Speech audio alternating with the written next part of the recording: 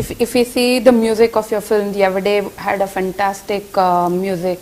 Then BBM also with Gopi Sundar, and now Vishal has given a very fresh music. Yeah. So, how important is music when it comes to your films for you? See, music is the most important thing. ఇప్పుడు ఎంత గొప్ప cinema అయినా టీవీలో వస్తుంటే కాసేపు మ్యూట్లో పెట్టుకుని చూడు, you'll understand what it does. అంటే జస్ట్ మాటలు మాత్రమే కాదు, ఇన్ఫ్యాక్ట్ ఏదైనా సినిమా ఎందుకు ఎప్పుడైనా నీకు ఒకసారి నువ్వే కాబట్టి నేను పిలుస్తాను స్టూడియోకి, సినిమా అంతా షూటింగ్ అయిపోయి మేము డైలాగులు కూడా చెప్పేసిన తర్వాత రికార్డింగ్ అవ్వకముందు ఒకసారి వచ్చి సినిమా చూడు ఏదైనా, then you'll understand how much sound music adds to the film. And RR మాత్రమే కాదు, సాంగ్స్ కానీ రికార్డింగ్ కానీ, ఈ రెండు చాలా ఏమంటారు బ్యాక్ బోన్ లాంటి సినిమా. ఇప్పుడు ఒక లవ్కి సంబంధించిన సీన్ అయినా, ఒక సీరియస్ ఒక యాక్షన్ సీన్ అయినా, అక్కడ జరుగుతున్న ఫీల్ని ఎలివేట్ చేయడానికి మ్యూజిక్ చాలా ఉపయోగపడుతుంది, to take it to the next level.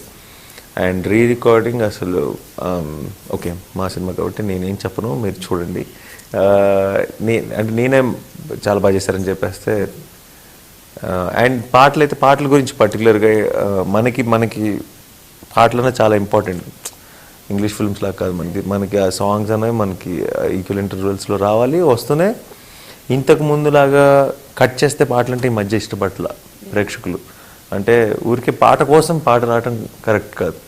ఇప్పుడు ఏంటంటే అది సినిమాలో ఒక భాగం అవ్వాలి, అంటే అది మనం చెప్తున్న కథలో అది ఇంకో సీన్ అవ్వాలి, ఆ కథని ఇంకొంచెం ముందుకు తీసుకెళ్ళాలి పాట అనేది. సో ఆ రకంగా చూసుకుంటే దాన్ని అర్థం చేసుకుని మ్యూజిక్ చేస్తున్న వాళ్ళు చాలా చాలా తక్కువ మంది. ఇప్పుడు విషయాలతో నాకు బాగా నచ్చింది ఏంటంటే సినిమాకు ఒక టోన్ ఫిక్స్ అయ్యాడు.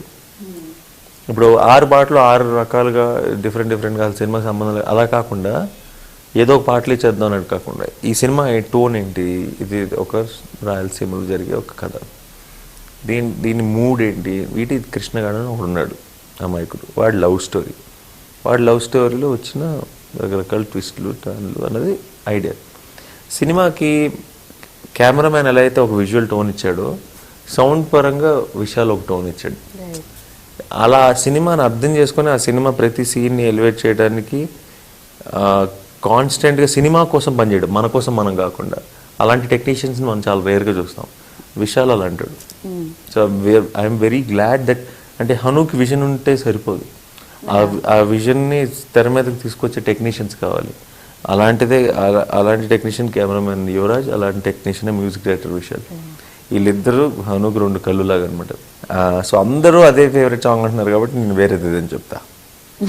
నాకు యాక్చువల్లీ నువ్వు అంటేది ప్యాథోస్ ఉంది, ప్యాథోస్ మామూలుగా రేడియోస్లో అట్లా ప్లే చేయలేం కాబట్టి